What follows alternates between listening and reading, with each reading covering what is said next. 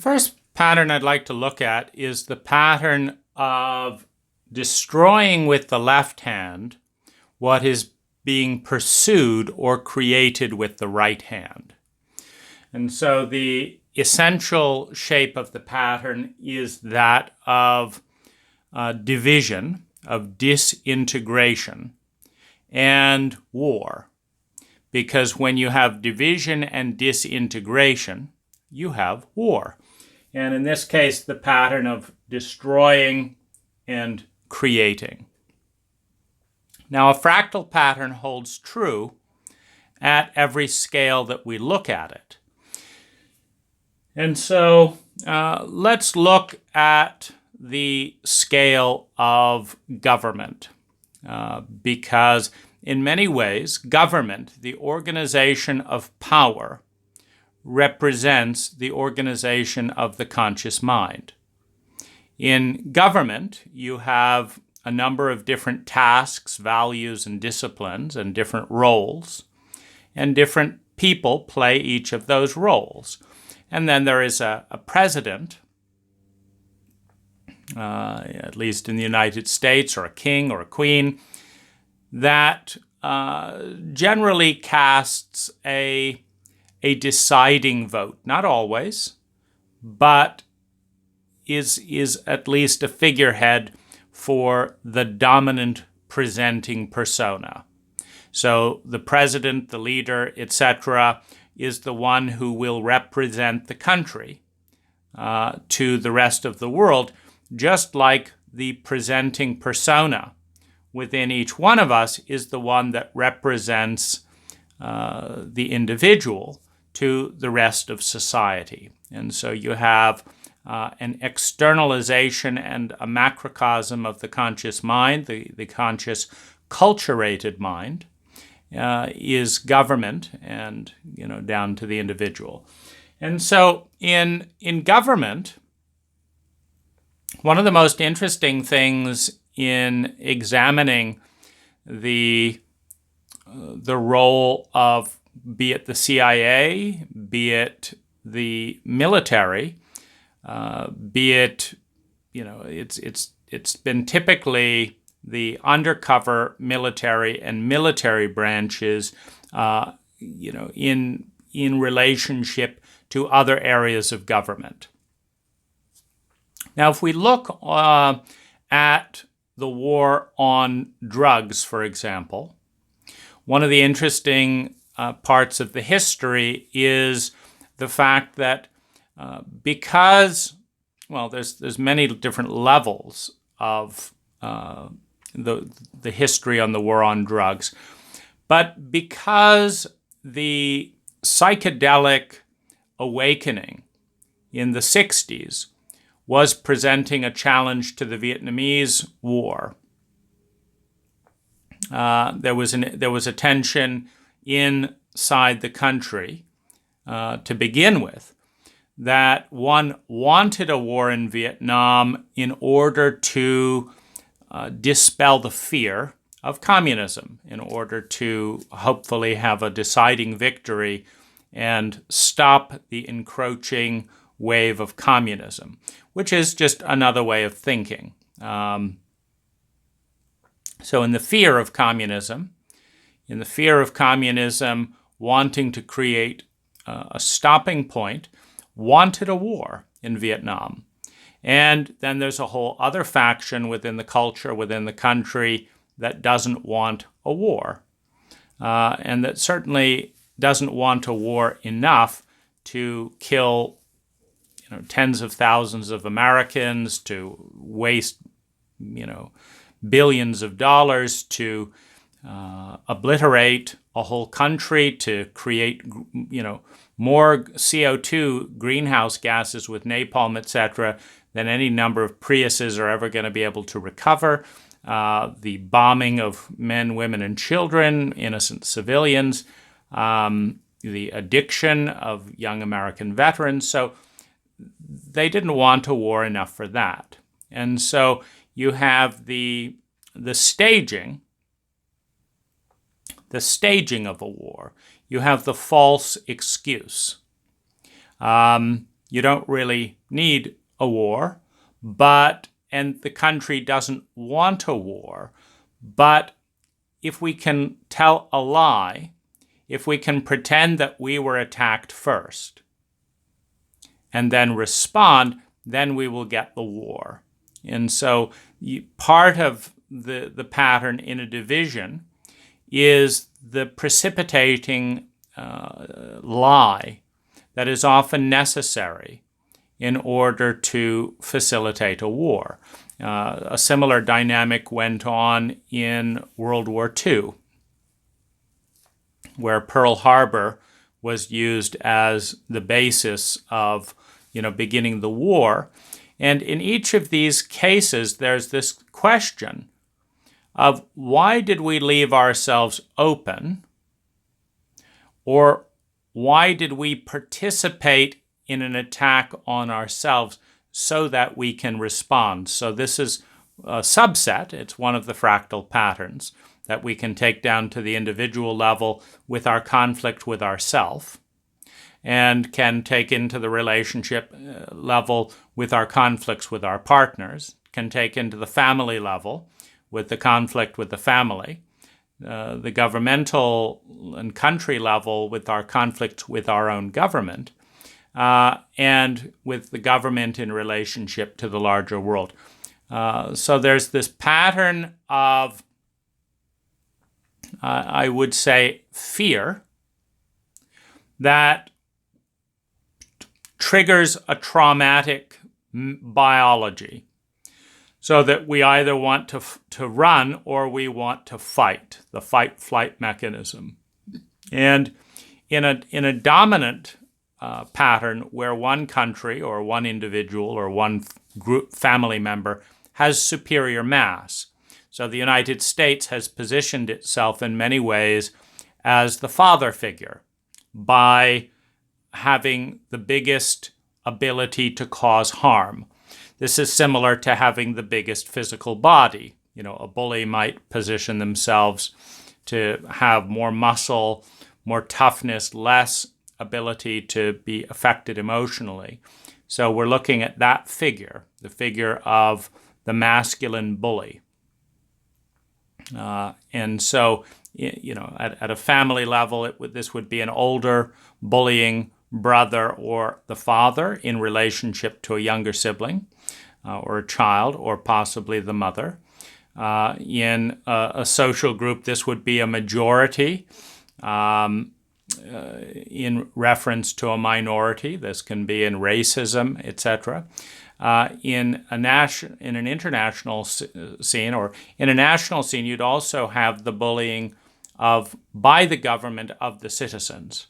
And so here you see the pattern with the SWAT teams, which actually turned the traumatization of American citizens into a public television bonanza. So the unnecessary breaking of property, the unnecessary use of force, the massive organization of force. If you read the dynamic with, what is it? Is it Peter Singer? Michael Singer, I believe, and his work with, the untethered soul, and his various books. If you look at the organization where you have a single con man setting up a $200 million lawsuit with the Department of Justice, having one source of evidence, but the whole raid, the millions of documents, 2 helicopters, buildings surrounded, towards a few individuals. So the massive organization of force.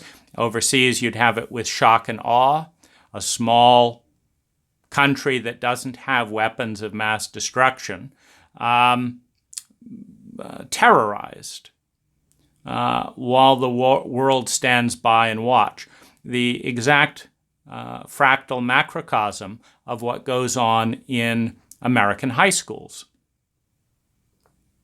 In American high schools, you can expect to regularly witness a massive disparity of force between usually 3 to 5 larger bullies, all picking on the most terrified and the most vulnerable and the most feminine member, usually in the male crowd.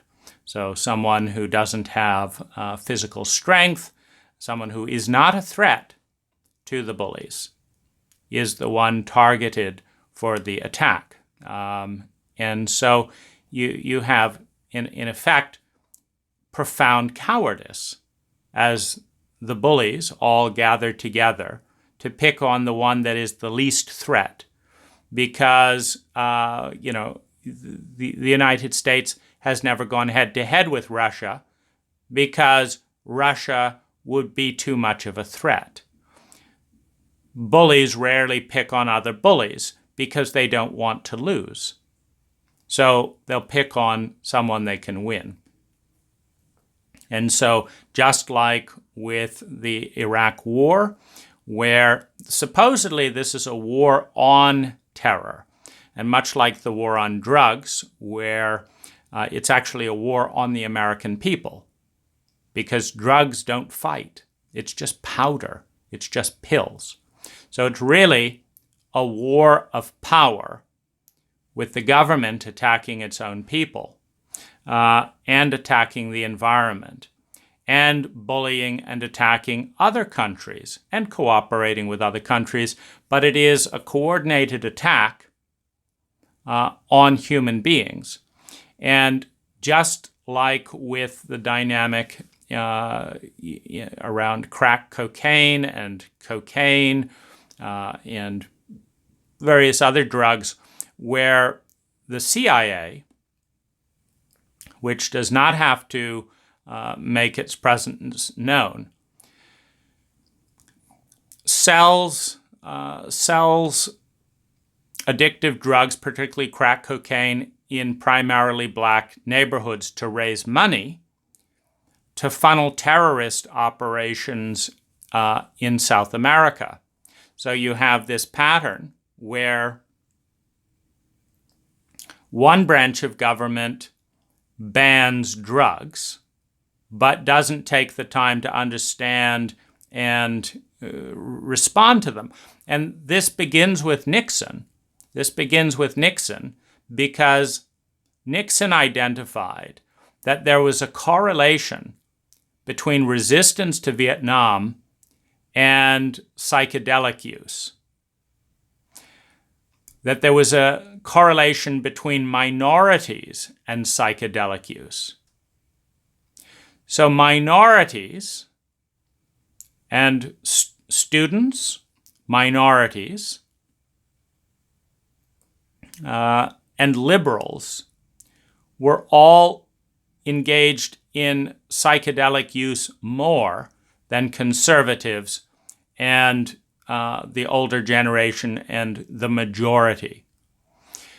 Having identified that psychedelics were the least understood, the most threatening to the conservative faction, and linked to blacks, linked to Democrats, linked to anti-war movements, linked to change, linked to feminism, linked to environmentalism, that psychedelics seemed to run through those communities. Nixon decided to specifically target psychedelics with the goal of first making them illegal, and then secondly, using their illegality to terrorize all of the minorities associated with them and to break up their groups with imprisonment. And so Nixon first created and elevated the war on drugs. Second, he bribed scientists to falsify information about marijuana, about psilocybin, about LSD, about mushrooms, about DMT, and all other related psychoactive drugs.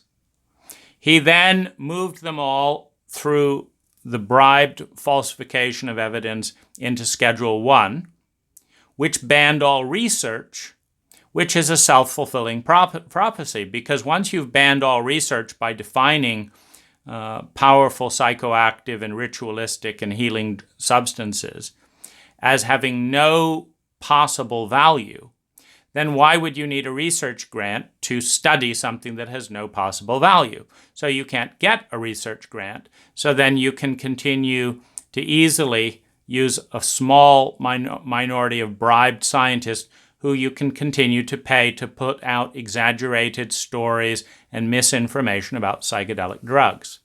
So having created the war on drugs in order to stay in power and pursue a war of terror, it does not get, even the 9/11 bombers in the United States did not drop flaming napalm on innocent civilians.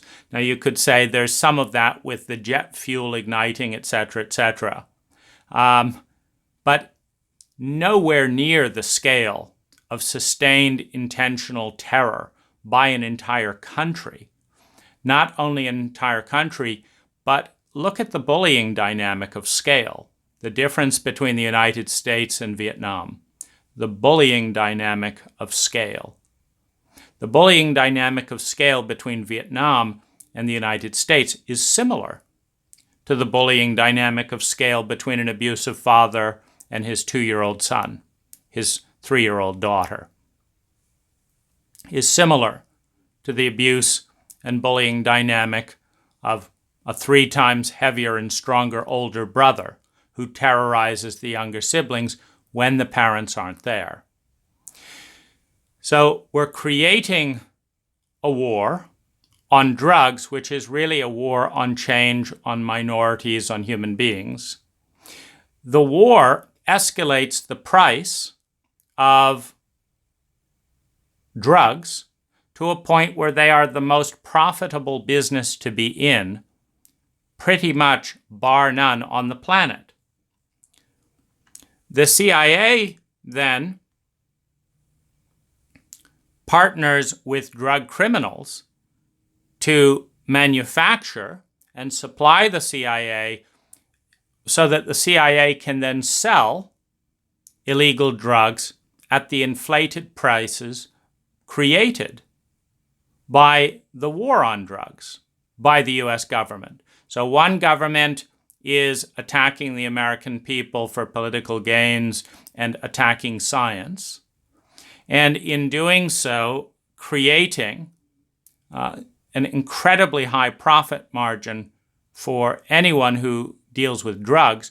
And another branch of government is capitalizing on the drug market created by the first branch of government, and in particular, bringing crack cocaine and the more dangerous drugs into African American neighborhoods, which are, again, traditionally more democratic. Traditionally more democratic, the military traditionally more Republican, more conservative, more aggressive. And so you have 2 factions of government perpetrating a genocide of sorts on its own people, on its own families, on its own future. And so you have, when you have a divided self, and the 2 parts of the self go to war, it is the self that is hurt in that dynamic. There's nothing else to hurt in the war with the self. So when we come to Iraq and the war on terror, we have the same fractal pattern.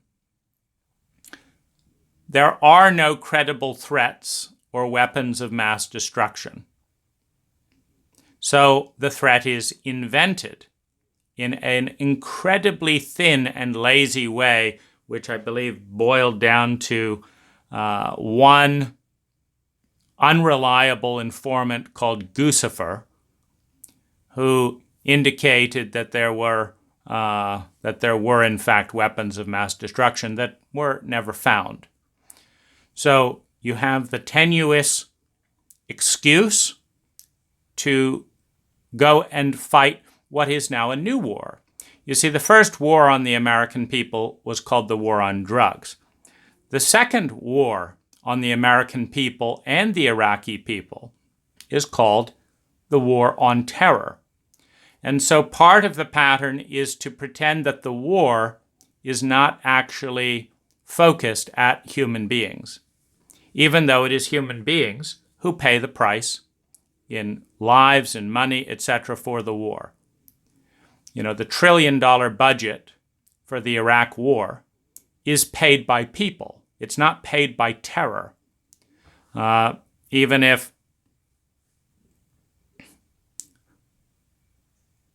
Donald Trump could get around to pretending that the terror would pay for the war on terror, the Mexicans will pay for the wall, it's not the case.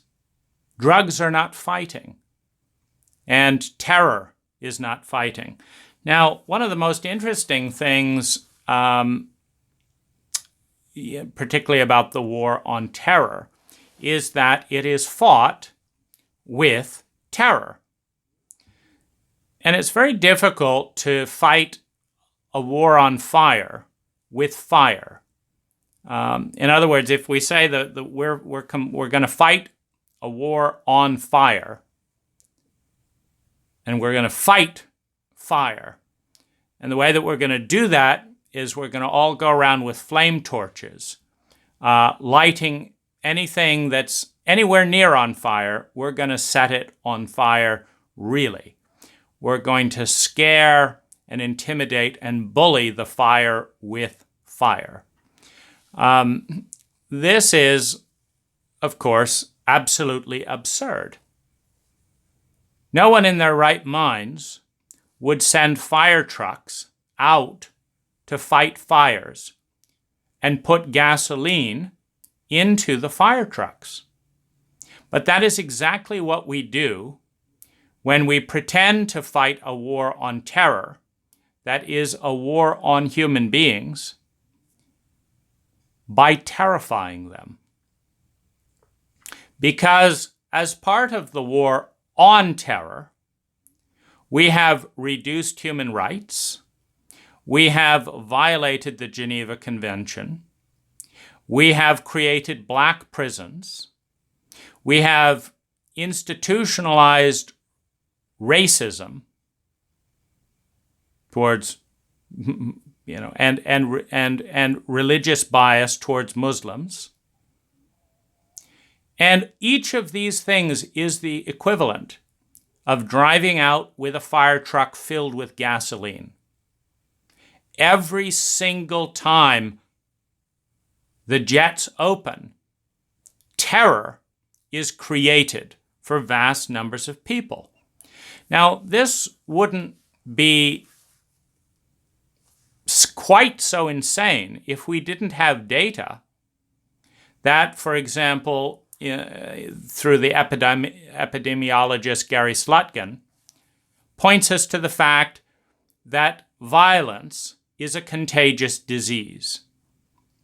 Meaning that, as an epidemiologist, if he wants to understand where cholera is going to be spreading, the place that he looks is where was the last outbreak, because that's where the next one is going to be. And the best way to tell how the virus of violence and terror spreads, terror becomes violence, by the way, is to look where the last outbreak of violence was. The best way to tell where a fire is going to be started is to look where the last fire is. The best place to look for where is the next source of terror is where was the last source of terror. And the last source of terror is the presence of the United States military. Now, not surprisingly, the induction of more than 1 million Iraqis and their relatives into varying states of PTSD, shame, indignity, and terror has fueled the recruit centers of ISIS. There is no better way to ensure that there will be more terror than to cause terror in the hearts and minds of millions of human beings. And there is no better way to ensure that some of those human beings will act on that terror than to amplify that terror and to leave it unhealed and untreated. Make sure there's no apology. Make sure there is every indignity imaginable. Make sure there is hypocrisy. Make sure there is information control and lies. Each of these things will increase the anger and the terror. The more anger and terror there is in psychological dimensions, the more probable terror becomes in physical dimensions. Meaning, if it hasn't escaped us, every single human action moves through the psyche and must first be a thought and a feeling, and then become an action. When you infuse terror, rage, hatred, depression, grief, shame, bitterness, and hostility in millions of individuals in terror, it is an absolute inevitability that some of the individuals infused with terror will act to put that terror into physical form in a way that mirrors the contagion of their abuser. And so the recruitment centers of ISIS are swelling. There is $1 trillion bill for the war effort. And the government that is pretending to protect us has in fact created the enemy,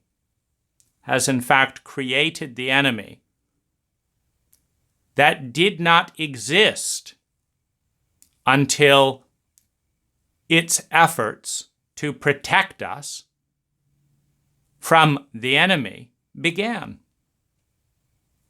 Osama bin Laden did not exist until the United States funneled money to bin Laden to teach him how to be a terrorist.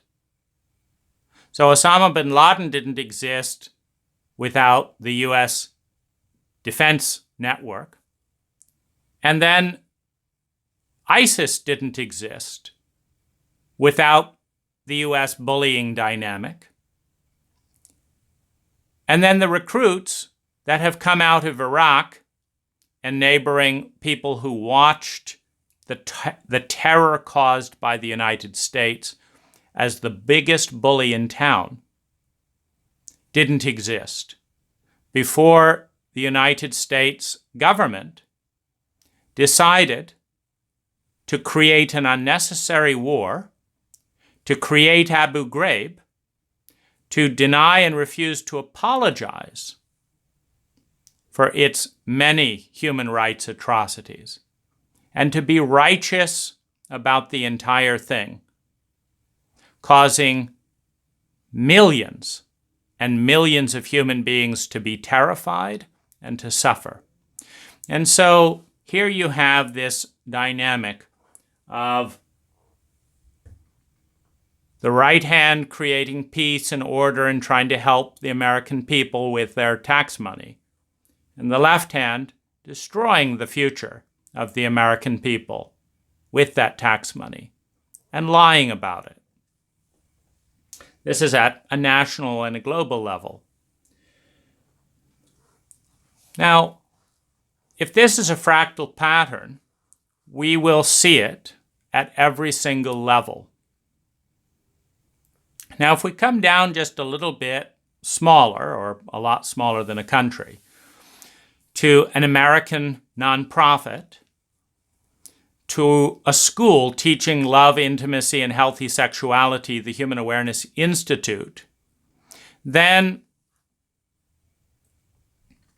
we would expect to see this fractal pattern showing itself again to one degree or another. And the same pattern is present. More than 10 years ago, moving into the Human Awareness Institute's domain specifically to heal childhood trauma by abusive parents, that left me aware that I didn't know how to conduct a healthy relationship with a woman. So the abuse and the fractal pattern at the next level down, the parental level, left me aware that I lacked the skill and competency to create a successful, healthy relationship with a woman. And so I sign up and do 30 workshops on love, intimacy, and healthy sexuality. And there's a mission statement. You know, the mission statement of America is never to go and kill and terrorize people. It's always to keep the peace and to, the new world order and all of that. It's always to protect human beings while hurting them in the name of protecting them. The Human Awareness Institute has a mission statement, and every facilitator at the mission, that leads the Human Awareness Institute, repeats the mission statement, which always concludes with, "We are committed to creating a world where everyone wins." Well, if there's anything at all in the fractal pattern, then you can expect to see a commitment in embodied action to a world in which everyone loses.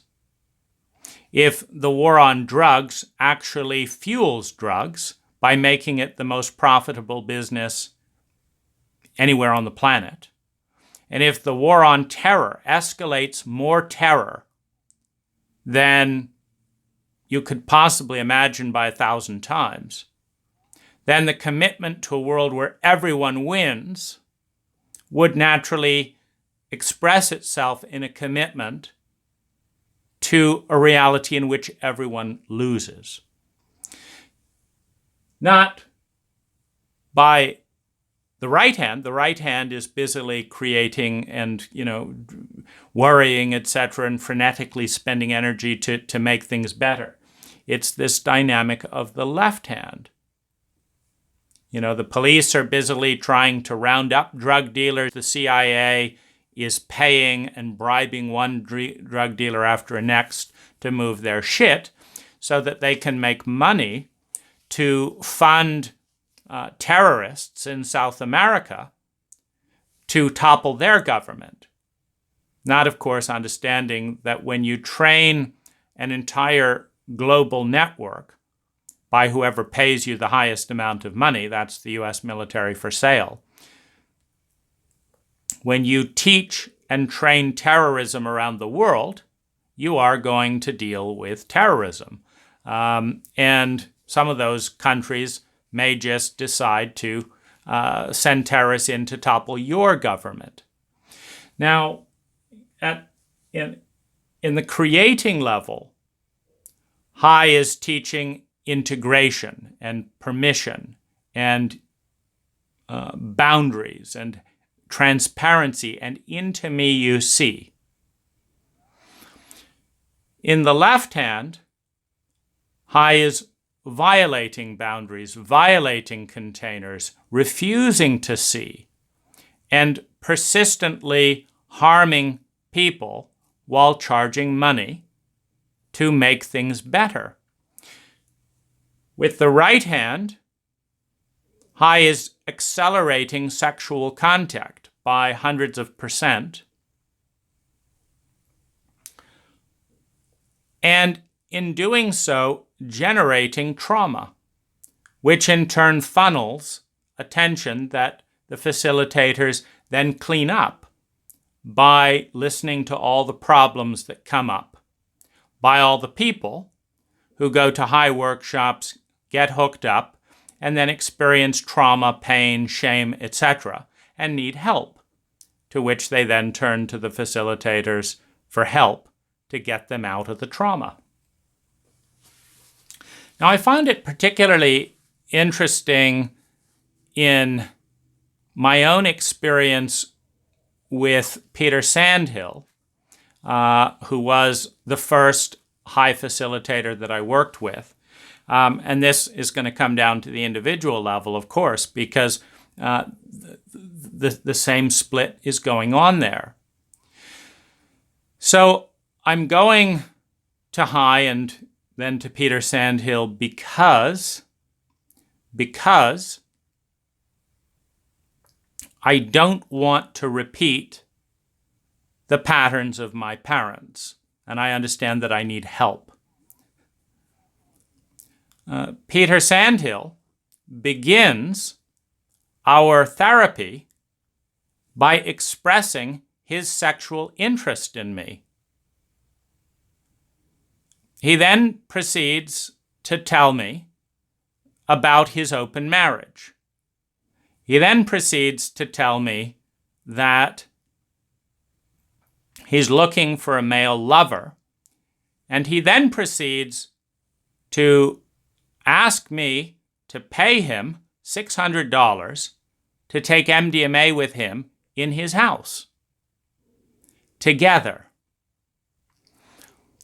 Now, he's not learning anything about me. He's not doing an intake form. He's not asking what patterns I'm trying to shift. He's not learning where I'm sick. He's not uncovering any of the childhood traumas. But through his influence in this first round, he is touching on every single sick aspect in the parental relationship. The first one is invisibility. The child and their experience doesn't matter. The second one is self-centeredness. I want this, it's all about me. The third one is expecting to be appreciated and put on a pedestal and be made into the great important person. Next is the violation of a safe container. Next is the hypocrisy, because he's breaking his agreements. He's breaking his agreements with all of his facilitators, and he's also pushing and straining and violating his marriage. If not his agreements, then certainly the spirit of the marriage. But he's in the role of teaching me about love, of teaching me about sexuality, of teaching me about healthy relationships. He's in that role. And so let's form a nonprofit and let's put ourselves in the role of we want to help you, we want to love you, we're committed to you winning. And then on the other hand, let's make sure that there's absolutely no way you can win. Let's make sure that everyone loses. Because when you call abuse love, which Peter Sandhill did, thus repeating the parental abuse dynamic that renames abuse love so that the abuser can feel better about themselves. When you call abuse love, you mask the abuse, which allows it to continue unconsciously, in the same way that the U.S. government does when it calls abuse and terrorism a war on terror. It's a nice play on words. Let's terrify other people and then call it a war on terror. Let's violate a therapeutic patient's rights and call it love. Call it healthy relationship practice. Call it a commitment to a world where everyone wins. Let's just coat it with language. Now, as this results in an escalation of trauma and is repeated, taking it to the high facilitator body and board of directors and asking for help in this commitment to a world where everyone wins, they also ensure that everyone loses by focusing on secrecy, by ignoring the opportunity to apologize, by failing to see and not wanting to see. It's very, very, very, very difficult to talk with the US government, which should tell you it's very, very difficult to talk with the abusive parts in an abuse dynamic, such as the Human Awareness Institute facilitator body. And so again, you have the stepping down where, on the one hand, the right hand is all about idealism and this and that and the other and what sounds good. And the left hand is undermining and doing the exact opposite of that. Destroying, ruining, ripping apart, damaging relationships. Now, if you go down to the parental level, because you can kind of see, like in the sphere, if you can imagine a wound hitting a bullet, hitting the sphere, it hits the planet, then it hits the country, then it hits a group within the country, then it hits the parental, the family, and then it hits the individual. It travels, the bullet hits and enters the tree and goes all the way to the center, to the lowest point of the pattern. Now, at a parental level, my parents were New Age hippies. And so my father was board of directors at the Cultural Freedom Fund. So cultural freedom. He was on the board of directors for Gaia Corp and the nonprofit around that, a currency hedge fund that partly raised some money for charity. And he sent us to Waldorf schools. And he made sure we ate organic food, and he built passive solar homes. And so you have the right hand embodying the ideal. There's the mural with the gnomes. There's the right school. There's the right diet. There's the this, etc., etc. But over in the left hand, my father was a sociopathic, narcissistic abuser, among other things. And one of the most fundamental rules within the family dynamic was that neither of my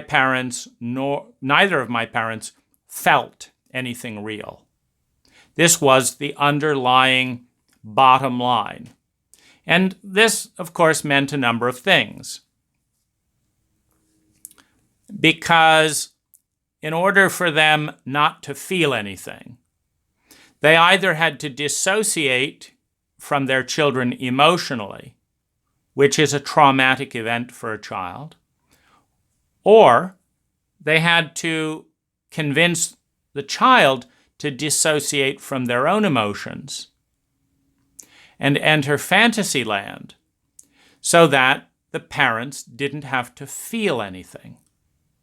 Now, the parents didn't want to deal with their own childhood trauma, their own childhood abuse, their own discordant, divided self, demanded by their parents. And so the underlying rule that says that no matter what, if you want to be close to us, you either have to dissociate from your own feelings, at the very least lie about them, or we're not going to bond with you emotionally either way. But if you want a semblance of bonding, you're going to have to dissociate from your own feelings and live in our version of fantasy reality. Well, this dissociates each of the 5 children at a very deep level from their feelings. Having dissociated from the feelings, there's a much easier ability to brainwash and induce the version of reality that makes the parents comfortable.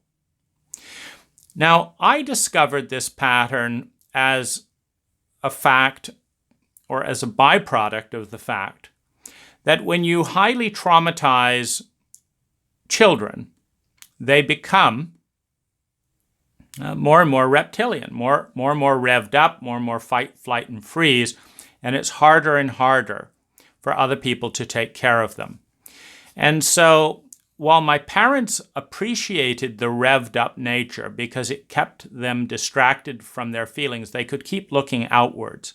I would say that my parents' abuse protocol was to maintain the law that they never looked inside. So there was this bundle of energy inside each one of them that was off limits, that was taboo, beginning, of course, with their government, with their culture, which throughout the culture, it is taboo to study emotions in our culture. We don't do it a single hour in high school, despite the fact that emotions have driven every single conscious action in human history. So it is the most important thing to study. So, of course, we won't study it. We will set our people up for failure. Let's teach them algebra, which they'll never learn a day in their life or use a day in their life, and let's not teach them anything about feelings and emotions, which they use every moment of every day for their entire existence. Let's set them up for failure. And so to avoid the feelings in themselves, one of the best ways my parents found to do this was to excite exaggerated drama and feelings in the 5 children. So first of all, have 5 children, even though you're overextended and don't know how to be a parent. That's a good start. Secondly, excite terror, excite adrenaline, excite shame, fear, excite massive amounts of emotion in the children of a hyperactive nature. Nothing vulnerable and present that would lead to empathy. Create a frenetic and addictive environment in each of the children so that all of the attention will look outward at all of the drama going on in the children. Well, they did this very successfully and very consistently. But then, of course, no babysitters could take care of my siblings and myself. And so they asked me, the oldest child, to take care of the children. Well, this required some analysis to understand what was going on. And I sat down and I broke down my parents' abuse protocol. I watched the way that they rewarded each child for being hyperactive, having tantrums, shouting, racing around madly, breaking things. I watched how my parents rewarded that behavior, and I watched how my parents punished happy, contented, present, silent behavior. And necessitated manipulation, because a healthy parent does not need manipulation to do what they say they'll do. A dysfunctional, self-absorbed parent does. And so then the child has to figure out what is the most expedient way to manipulate their parent to do what the child needs the parent to do. And so each of my siblings had a different coping mechanism to manipulate my parents to do what they needed the parents to do and which the parents refused to do except when manipulated. And so this led to the need for each of my siblings to manipulate. Now, I had consciously backed out of the situation because what I discovered by around age 12 was that I hated myself as I was asked to behave in order to maximize, I would call it bribery. In other words, just like the other siblings, I was bribed into being dysfunctional. If I would behave dysfunctional, I would be given massive amounts of this, that, and the other. And the more dysfunctional I would behave, the more my parents would bribe me. And I hated myself. And so I had pulled away. And it grated on me. I was conscious. I was conscious as I withdrew that my perks were going down in order for me to be a healthier human being. And I resented it, but I thought it was worth it. And so at the time we're talking around age 14, I was fully removed from the family system and watching it from the outside. My siblings were not out of the family system. They were busily behaving exactly as they were being rewarded to behave. And so I realized I would need to break and reverse the system that my parents were brainwashing my kids and my younger siblings into. And so the first thing that I did, this is the breakdown of the pattern. The first thing that I did was I waited 30 minutes for my parents to leave the house, meaning after my parents left, I waited 30 minutes because I needed my siblings' body to burn off the adrenaline, the cortisol, the hyperactivity, all the pattern. I needed that to burn off because my parents kept them so revved up. Secondly, I behaved consistently, which when you have children as parents, they don't behave consistently, they behave expediently. So I behaved consistently. The third, this broke the pattern. So second of all, the third thing is I always did what I said I would do and was available for positive things without any need for pushing. I offered positive mentoring, positive participation. Things like if you want to behave and you'd like to, we'll go on a nice walk together. Nice quiet walk together. We'll play a game together. We'll go ride bikes together. We'll be at board, or you can do what you want to do. And so there was no need to manipulate me for attention at all. The next thing I did was refuse to be manipulated. And I remember the biggest battle came with my, I think it was 6-7-year-old brother Alex. He had already learned that you had to bully and tantrum a parent or you don't get anything. And the trouble with that is when you have vacillating things is the kid doesn't know how far to take it. Now, you also have very unhappy kids when they're in a state of dependency. They become much happier when they develop self-confidence through self-reliance and experience. And so my parents were very messy. And so they left the kitchen a mess for me and for the siblings. And this unfortunately meant that someone had to clean up the kitchen in order for dinner to be made. And so I told the siblings, if you want to have dinner, you're going to have to clean up the kitchen because it's your dinner. You don't have to have dinner, but if you want dinner, you have to clean up the kitchen. And that this was part of the deal, basically, that they actually had to be responsible, more responsible than my parents, basically. And so, my brother had a fit about that. And he threatened that he would throw a whole pot of pasta all over the floor if I made him, clean up his mess. And I said, that's fine. And he said he's going to do it. And I said, go ahead, throw it all over the floor. So he threw the pasta all over the floor. And I said, wonderful. But now you don't have any pasta. I don't care. And you've still got a messy kitchen. And you're still hungry. So, not a very good idea. I don't mind. I'm not going to give you anything extra, whatever. And so he cleaned up the pasta and made it again and cleaned up the dish. There was no trouble after that.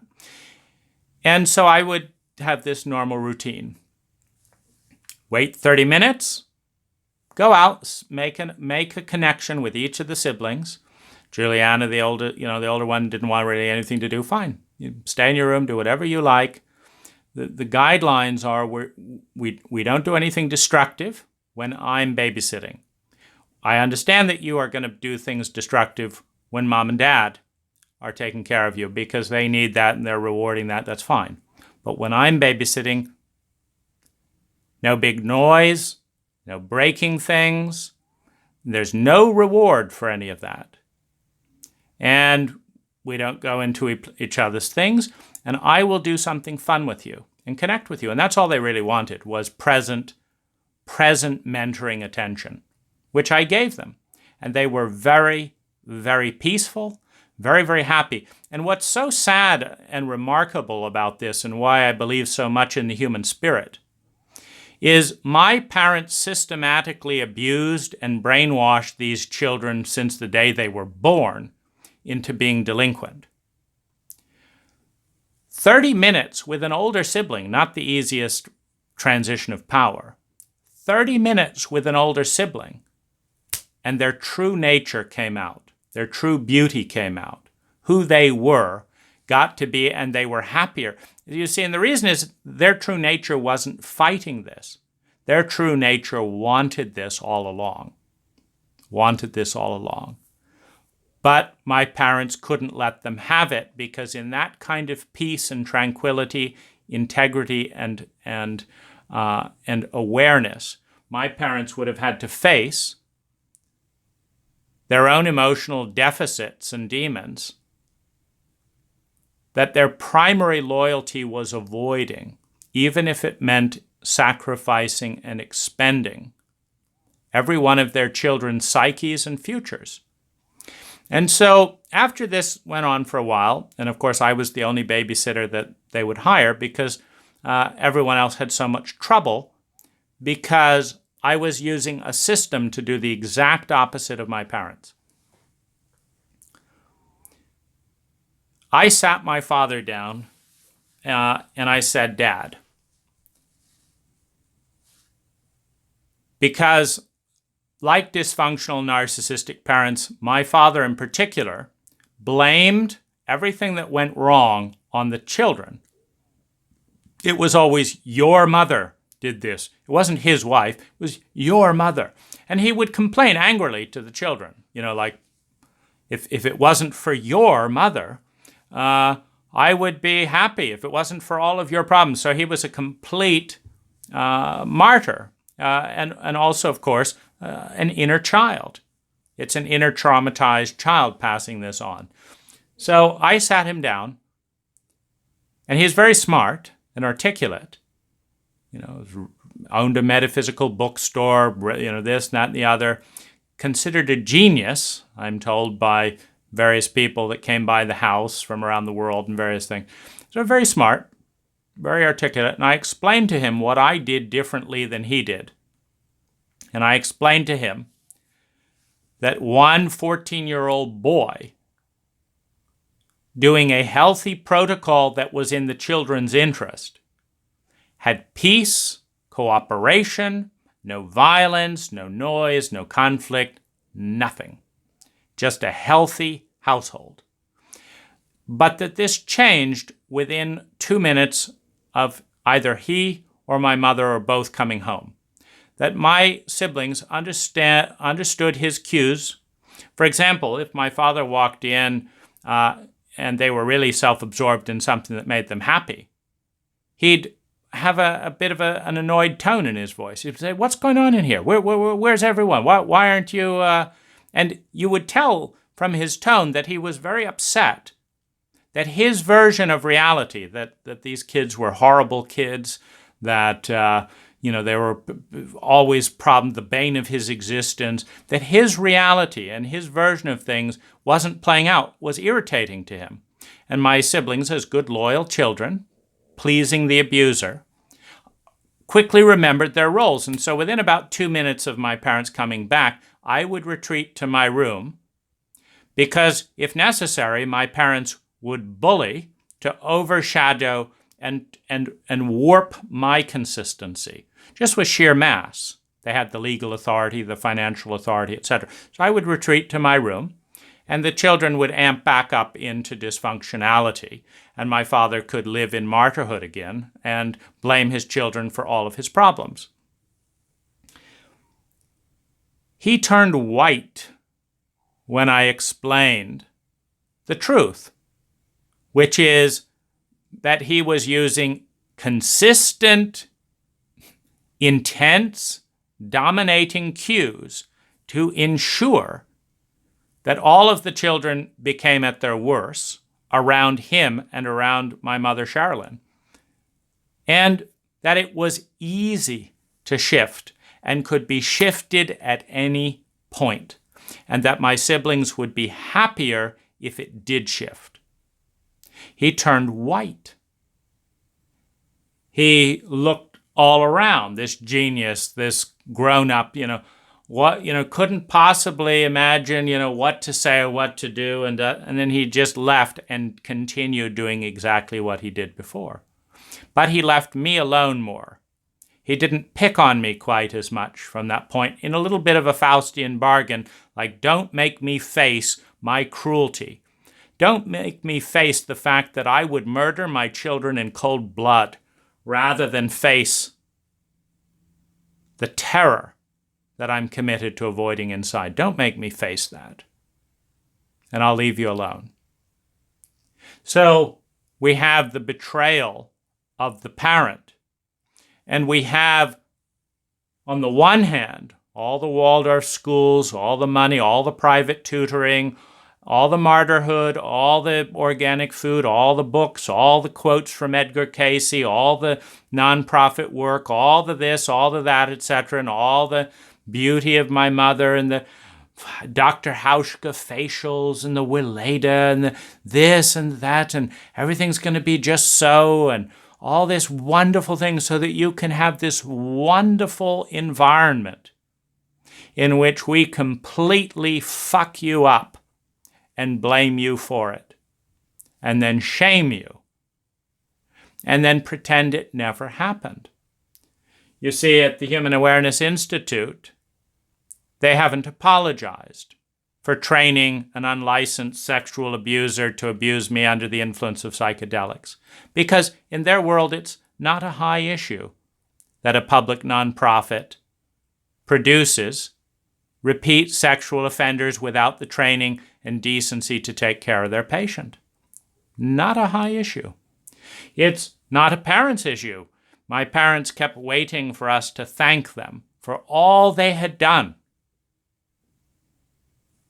but never acknowledged what the left hand was undermining. It's like, we'll give you 2 bits of cheese. Then we'll take the 2 bits of cheese and take a bit of your heart and say, thank us for those 2 bits of cheese. The government wants to be praised for protecting the homeland as it commits war after war on the American people and its future, creating terror upon terror, pouring gasoline onto fire. Wants to be praised and reelected. Aren't we great? My parents, look at all we did for you. Look at all we did for you. As part of the chauvinism in the cult, the physical has to transcend the emotional, because the Waldorf school teachers weren't any different. My godmother and kindergarten teacher, in an isolated environment without media. So first they isolate us to protect us from the evil and bad culture. The evil and bad culture has got to be protected against, so they isolate us physically and then isolate us from media. Having isolated us, everything they say, we've never known anything else, because they blocked that access to reality off. They blocked it off through media and human beings. So having isolated us, my godmother and kindergarten teacher told me that there were witches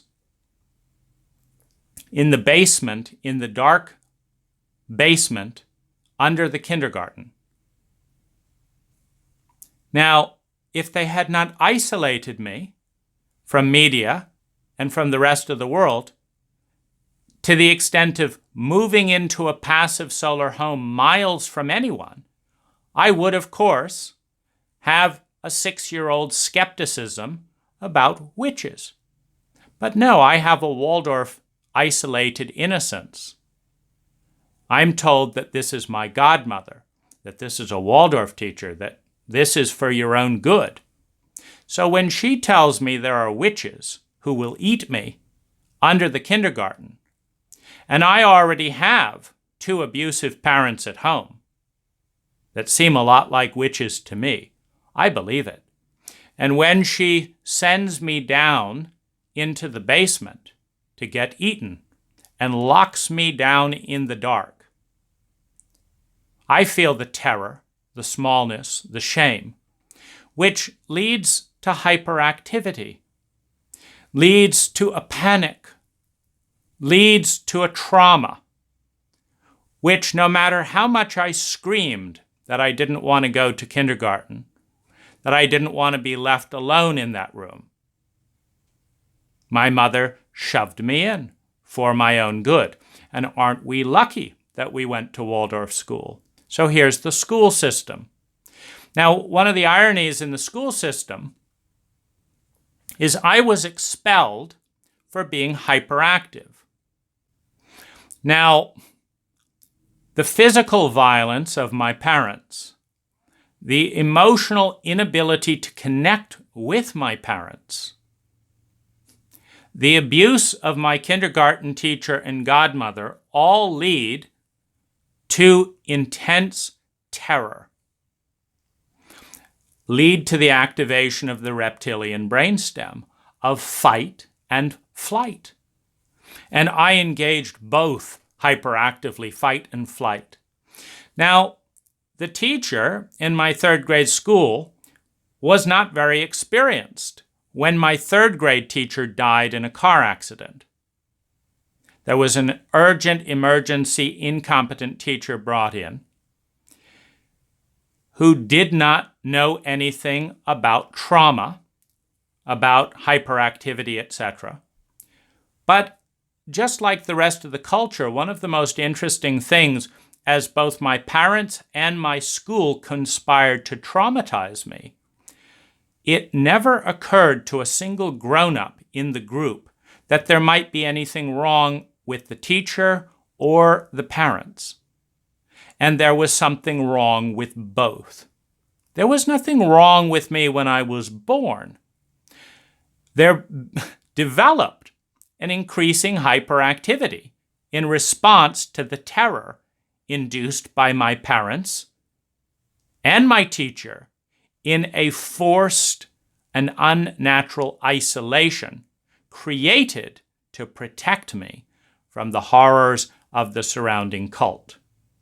The culture called America. That's such a bad place, we can't have our kids just hanging out around there. Instead, they can be beaten and terrorized and told horror stories and, threatened. And, my parents would play abandonment games on the siblings. We're never coming back. I'm leaving. Well, once you've isolated your child and provided them no media and made yourself the single figurehead of survival, this is a traumatic statement. So then off you go, and isn't that funny? Your children are in tears, they're weeping in the forest. And let's take them out into the wilderness, of course, so that you don't have a sense of being able to take care of yourself. If you were around people, you could cry and someone might ask for help or something. But out in the New York wilderness, many people don't understand. Most of New York is not New York City. Upstate Ghent, Harlemville, around the Hawthorne Valley Waldorf School. Miles of forest. No one around. No cars passing by. So you say you're leaving and never coming back. The kid hears I'm dead. Because that's the reality. Now, of course, these abuse games happened to my parents at one level. or it wouldn't have been enjoyable for a giant to pass those on to the siblings. What kind of healthy adult enjoys getting power at the expense of their child? There is no healthy adult that enjoys getting power by traumatizing their children. We're dealing with terrified, traumatized adult children who, in all the metaphysical bullshit, in all the nonprofit, in all the things, in all the workshops, if they'd have taken high workshops, they'd have been just as fucked up. They don't understand what they're dealing with, but they're passing it on to their child. However, they do understand that the hippie movement is telling them that they're wonderful parents because they eat organic food, because they do this, because this. And boy, do they want credit for that.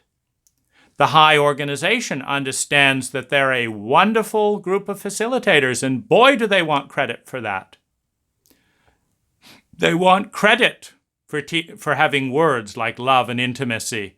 Even though the high facilitator, for example, Peter Rengel, when I said, will you read this email about the sexual abuse of Peter Sandhill, says, no, he doesn't want to read it. He doesn't want to read about how his colleague is sexually abusing a client of an organization he's helped to found. He doesn't want to read it, doesn't want to deal with it. And Peter Rengel's out promoting his books on love and peace and this and that and the other. His wife, Donna, recommended Peter Sandhill, who sexually abused me, twice over a 10-year period for money. I paid both times, not even a refund offered. And of course, when your parents abuse you and call it love, and then your therapist abuses you and calls it love, it feels familiar. They can't both be wrong, right? When your government abuses you and calls it love, your therapist abuses you and calls it love, and your parents abuse you and call it love, and then you meet some fucked up individuals raised in the same culture and they abuse you and call it love. No wonder love is such a terrifying word. No wonder I'm not quite ready for that yet. I'm not quite ready for that level of abuse. So when it comes down to the parent, it's the same denial pattern. The left hand has a shadow agenda that supersedes anything else and that undermines everything the right hand is doing. And the right hand frenetically works to cover and counterbalance the left hand and wants constant credit, constant affirmation and praise for all that it's doing. Now, when you come down to the personal relationship, and I've spent time with about 20 women in relatively deep lover relationship and been lovers with roughly 100 women, and have attempted to form a meaningful friendship with men largely unsuccessfully, which means it's about, let's see, if I've asked 40 men to develop a meaningful friendship and 2 said yes, and then they both flaked out over time, it's not very good odds, is it?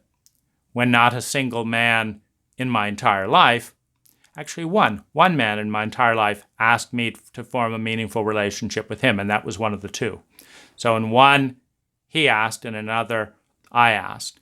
2 out of 40. And that they both lasted a couple of years until they deprioritized them. In both cases, the other guy deprioritized the relationship to spend more time in groups and lighter relationships. Now, at a personal level,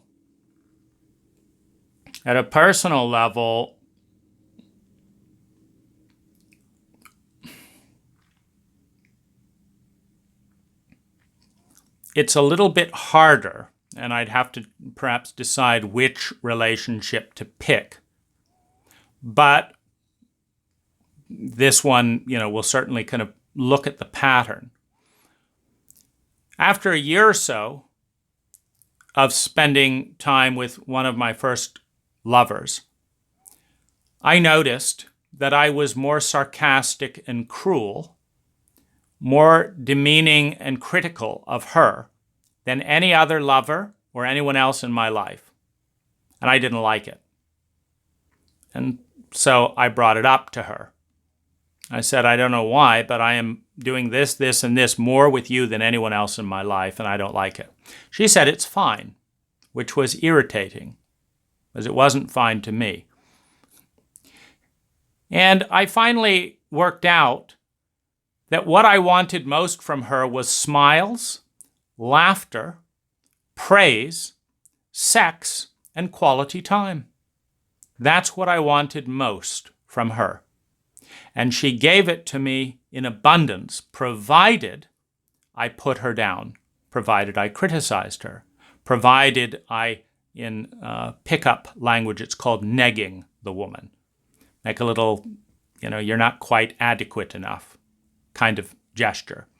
And this was rewarded abundantly. Now, I'd never had to do this with my first girlfriend. I'd never had to do this with my first girlfriend. But I had to do it with her. Because if I did not criticize and abuse her in various ways, she withheld every one of the things that I wanted. It was about a 30% margin. And so to get the saturation point that I was looking for, where I felt full rather than always hungry, required the reward she offered from the various waves of abuse. What's more, she said it was fine and she enjoyed it. I was very, very alarmed because I thought if I've already become the most abusive to this person in 2 years than I've ever been in my life, what would that look like in another couple of years? So I asked her to go to therapy about it. She wanted to break up with me. She went into a fit. She was one of the most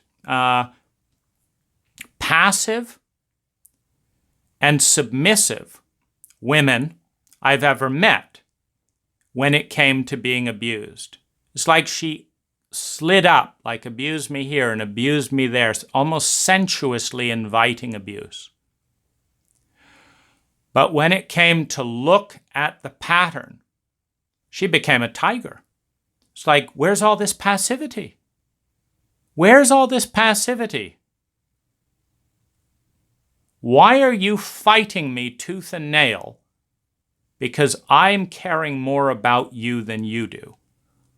And so again, we have this dynamic where the right hand is saying, I want love, and I want this, and I want this wonderful thing. And Claire was involved with Hi, an intern.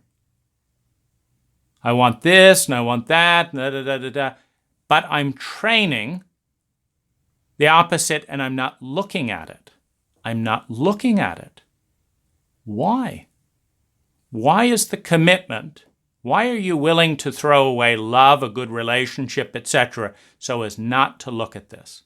Why? And this was a basis of breaking up. She was completely thrilled with so many aspects of this, except having to look at the pattern. My father could moan and groan all day about how the children were all his fault, etc., but never look at the pattern. The United States military can have war room meeting after war room meeting to talk about how to best kill and terrorize terrorists. How to terrorize terrorists. They'll talk about that all day long. When you ask them to examine the levels that they are creating and spreading terror at a higher rate than almost any other force on the country in the world, they won't look at it. They won't talk. The Human Awareness Institute will meet with you right and left to proclaim their mission statement. When you ask them, why are you behaving in a way that guarantees that everyone loses? It guarantees that you lose, Peter. It guarantees that you lose, facilitators. It guarantees that the board's reputation goes down. It guarantees less work for the organization. It guarantees abuse. Every single person loses. with the stuff going on in the left hand. Yeah, it's traumatized individual asks for help. Okay, we're not going to help them. Seems pretty obvious. Someone says there's a fire. Okay, we're not going to put it out. Until it spreads to our building, that's when we take an interest, the level of self-centeredness. And then, finally, we come down to the individual. We come down to the individual. We come down to the hatred, the frustration within, the hatred and frustration within, being abused, feeling helpless, feeling dominated, feeling terrified to speak the truth, being attacked, being threatened. Going back to High, a Tantra teacher who I met at High asked me to have an affair. I said no, and it made me sick because I knew their partner. I knew their partner. And I felt like I had been made a part of a dirty secret, the dirty secret being that he was out having affairs and also playing his high and mighty, I teach loving Tantra and all that, a little bit like High. And so I said, I'm sick of this. I'm not going to group events because I don't want to see the two of you together. I don't want to feel like every time I'm there silently, I'm carrying your secret. You didn't ask if I would hold your shame for you. It's your shame that you want to betray your partner. It's not mine. I didn't ask for that. Well, he threatened to beat me up. And since he'd bragged or mentioned at a High support group that he'd killed people, I took it seriously, so I called the High office. So-and-so, of course they knew him, so-and-so is going to beat me up if I tell his partner, about his affair. His partner worked at High. The office staff, Penny, been there for years and years. She said, just stay out of it. I wouldn't get involved. Just let a High staff member go betrayed, a bully continue to intimidate their victims, and a good person who cares about High's mission, if you don't like it here, just fall out of the community. This is the way that you attack and push people who care away and retain people who are sick. How is that committed to a world where everyone wins? If the only people who win in the worst sense of the word are people who lose by getting away with lies, meaning they lose, how can he ever have real love if he is loved for his lies, not for his truth? His truth is that he is not committed. So if he's not loved for his truth, he's loved for his lies, that's not him. He's not getting any love. His lies are getting love. He's getting pretend love. Why is that okay with him? It's a loss. His partner is getting pretend love. He's not even doing what he says he's doing in a fundamental way. And she's losing. I'm losing. And this is supposedly a commitment to a world where everyone wins. So we have, again, let's teach Tantra. I care about you. These are the good ethics. But then the left hand, but I'm a sex addict and I need to have affairs. And then I can't have my addiction coming to light because I need the person financially. So if you have the indecency to try and care about our hearts and bring the matter up, I'll just intimidate you. I'll just beat you up. How is that anyone winning? Coming down to the individual is, of course, the hardest to see. But in a fractal pattern, a couple of things are going on. First of all, There are no observers in reality, only participants. We learned that in quantum physics, pretty obvious as well. I mean, you're not just observing this, you're participating, you're having thoughts, you're having feelings, and those thoughts and feelings are having impact on actions and behaviors. You're not just observing, you're a participant in this. Now, at an individual level, I have the sculpted manipulator that got to survive until age 8, that knows how to manipulate and intimidate, and that feels completely unlovable because he wasn't loved.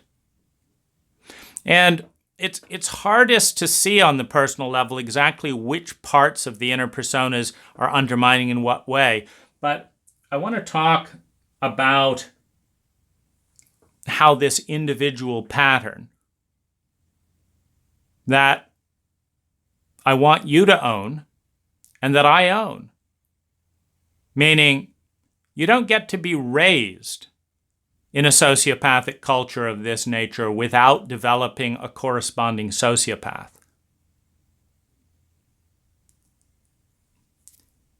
If you have a godmother who will terrify and traumatize a child and make them hyper, and then the school expelled me because, to finish that story, the school expelled me because I was too hyper.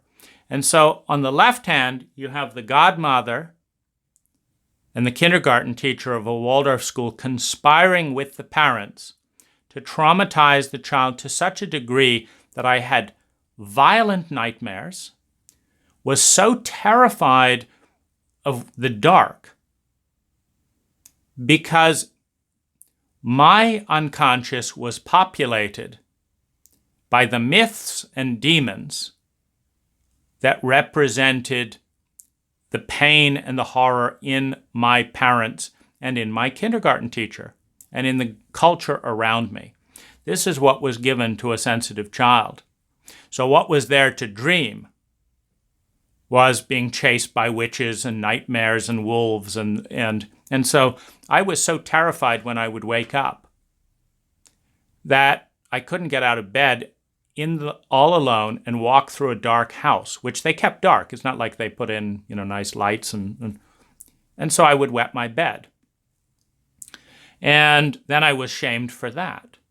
The terror developed into a learning disability because it's very hard to be curious and open when you're afraid you're going to die. It's very hard not to be afraid you're going to die when you are surrounded with grown-ups who think it's fun to terrify you and isolate you so that you cannot get help from other people. The learning disability, as is typical with the protocol, is blamed on the child, not the parents and not the school and not the culture. You see, I could live in a country where my government sent out a census to every child and said, Are you locked in dark places at any time, yes or no? Do you feel terrified? Do you have nightmares? Are you teased and humiliated at school? Blah, blah, blah, blah, blah. And I could fill that out, and this could be census data shared with the public, etc., as metadata, and we could actually do something about it as a culture. But that would suggest that the child's experience was important. And as it is, the abusive parent covering up their shame is important, because it is the abusive parent that is voting for the politician. And the politician wants the vote of the abusive parent and is not interested in the lack of vote of a child that can't vote. So the structure is set up to enable the abuse.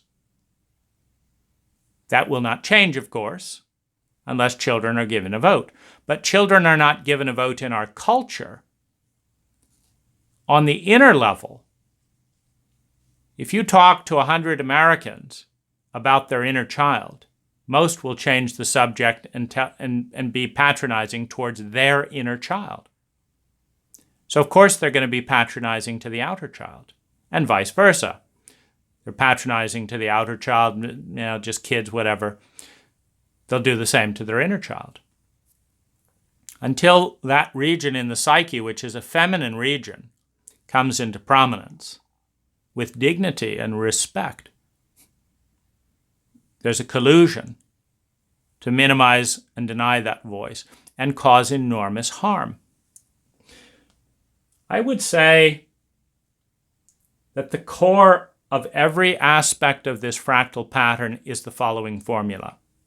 Child needs plus child is traumatized plus child is unseen and abandoned in trauma equals crystallized trauma, or PTSD, equals hatred plus rage plus shadow equals sabotage and fear. Now, why would traumatized, crystallized energy, the most horrific energy available to a child, why would that lead to hate? Well, hate is built out of helplessness and fear. Helplessness, hurt, and fear are the underlying ingredients of hate. What we're describing is an environment, whether it's the Iraqis being bashed out of the way by Humvees driving by and taking their gasoline first, or their children being blown up with their carrying a lunchbox, or Reuters journalists being mowed down, or drones bombing weddings. We've got massive amounts of terror in the child and in the other. When that is unseen, you see, when it's glossed over by the exterior veneer, oh, your mother is so beautiful. Yes, but she scares the shit out of me. Yeah, but let's not talk, she's so beautiful. Your father is so smart, but he's a sociopathic demon that doesn't take any responsibility and hates everyone, including himself. Oh, but he's so smart. You see, there's the cover. When the cover leads to sustained invisibility in a state of terror, you get crystallized trauma, PTSD. When PTSD is ignored, is systematically avoided, when the Greeks know more about PTSD than we do today due to a sustained protocol of hatred towards the feminine and willful ignorance, you give that hatred to the child who feels hatred, helpless, hurt, and terrified. When this goes unanswered, it becomes rage, an extreme expression of powerlessness. When any rage is punished as if the expression of rage is the problem, rather than the tip of the iceberg caused by the cultural problem that's producing the whole dynamic, the child learns to go unconscious of their own rage, which means the problem continues to escalate unconsciously, equals sabotage. What do you do if you're helpless and terrified in a system that is designed to traumatize and give you PTSD and leave you there? Is that system your friend? Or does that system need to be destroyed so that a system that would lead to the dignity of the psyche and the healing of the child could prevail? The system has to be destroyed. So you have sabotage from a passive-aggressive place. But the cult teaches us to fear the sabotage, as opposed to say, yes, transformation, let's participate in it together.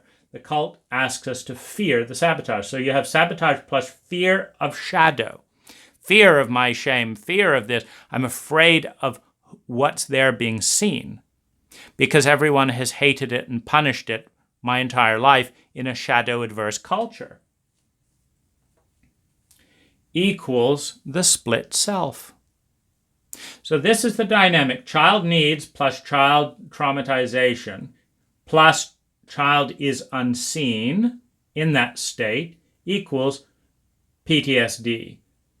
PTSD, ignored with willful ignorance, shamed, humiliated, and patronized, leads to hatred, leads to rage, which when punished and shamed and further traumatized, leads to a dissociation and deeper burying of the wound, out of which, from that wounded unconscious parts, we will sabotage the reality that is doing this to us.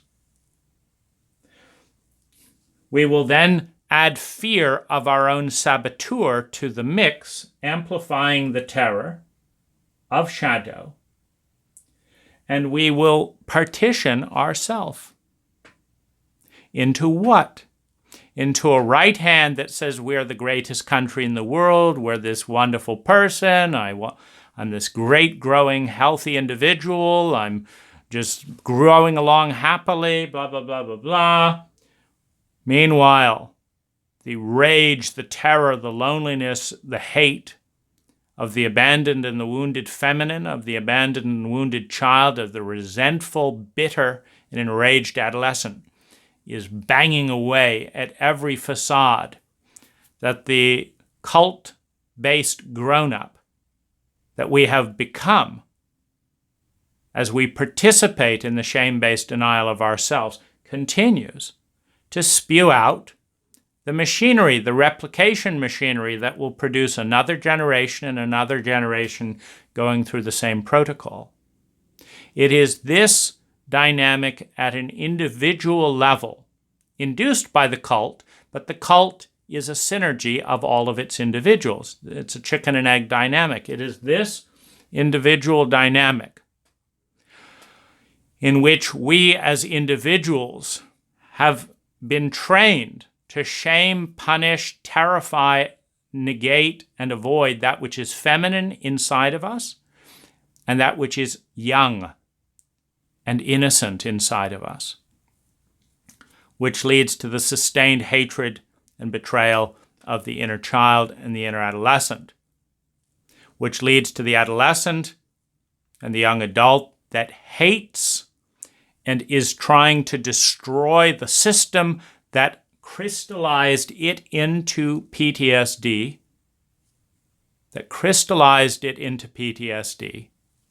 and left it there, and then turned it into the problem.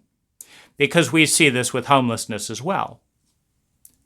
Thailand doesn't have homeless people because its government does not engineer homeless people. The United States, for the last 50 years, has increased the cost of housing every single year. There has never been a single government agency, locally, statewide, or nationally, that reduces the cost of housing. Every single new code, every single new permit, every single new engineering requirement, every new licensing requirement, every new review, every environmental review, every minimum square footage, every minimum this, every single thing that our government has done in relationship with housing, other than tax credits, has increased the cost of housing to the point that where I live, the average house costs you cannot build a house for less than $650,000. It is physically impossible. You can't do it because there's so many regulations. Every step has made the permitting process slower. It takes years to get many building permits in rich areas such as where I live in Marin County. So the government is systematically increasing the minimum price to build to the point where, as a builder, I can look at it and I cannot physically figure out a way to follow the laws, all of them, all 10,000 of them, and build for less than $650,000. Okay, so one whole section of government has systematically increased the cost of building houses for the last 50 years, to the point where they now cost a minimum of $650,000, at least in my neighborhood, where the whole county. And meanwhile, the IQ levels in Americans have not changed. And 10% of Americans have an IQ that even the military can't figure out what to do with them. So they cannot make jobs, they cannot get jobs that are going to pay them enough to afford a $650,000 home. One branch of government is creating a problem, then comes HUD along to solve it. So we're going to take all your money to create the problem, and everyone's going to spend a lot more money than they want to on housing. By law. It's not like your government says, oh, you don't want a minimum 1,200 square feet? Build a 200 square foot house. That's fine with us. If you don't need 1,200 square feet, just build 200 square feet. No. Your friendly government will say, we don't care what you want, what you need, what's good for the environment, what's good for the fire department. We don't care about any of that. You have to build a 1,200 square foot house at least, or we won't give you a permit. We will knock down your 200-foot house. Sound exciting? Sound friendly? No, of course not. It's absolutely brutal. It's sociopathic, because our homeless that have been rising by the millions cannot afford these $600,000 homes. So HUD comes along and says, well, we'll tax the people even more. So first we've taxed you by demanding that you buy these expensive homes that you don't want. And then we're going to tax you some more because the homeless now need to buy these expensive homes and they don't have enough money. So now we'll target all the hatred that should be directed at the government towards the homeless. Why do we have to pay $1 billion tax just to house 1,000 homeless? Because the government took what could be them happily living in tents and steals and breaks down their tent city. Because they could be happily living in their cars and the government passes a law in the local city to say no one can sleep in their car. Because they could be living in little tunnels in the public parks but they've passed a law that said that people can't sleep on public land. Because they could be living in little cottages in everyone's home at decent rents, but they've said that you can't have a little cottage in your home. So they've passed every law imaginable to drive up the cost of housing. And then they've said, oh, well, we don't have enough money to give houses to all the people we've outpriced. It's the exact same dynamic. And of course, the homeless have to be blamed so that the abuser can be protected. The abuser is a government that claims to care for its people, but if you call any government office and say there is a homeless person under a bridge, oh, are they damaging property? No, they are the property that is being damaged. The rate of death for them is going up 40% for every 24 hours they're in the street, meaning their life is shortened every single day they're living on the street. They are being damaged. They are the American people. Well, we can't help them. Oh, you can help my property, but you can't help a human being. Yeah. And my dog, you're really concerned, aren't you, if the window isn't quite wide enough? My gosh, he might get a little bit hot. But the person who's dying under the near bridge, not really your concern, is it? They're just a human being. And so you have the war to protect property while murdering American citizens.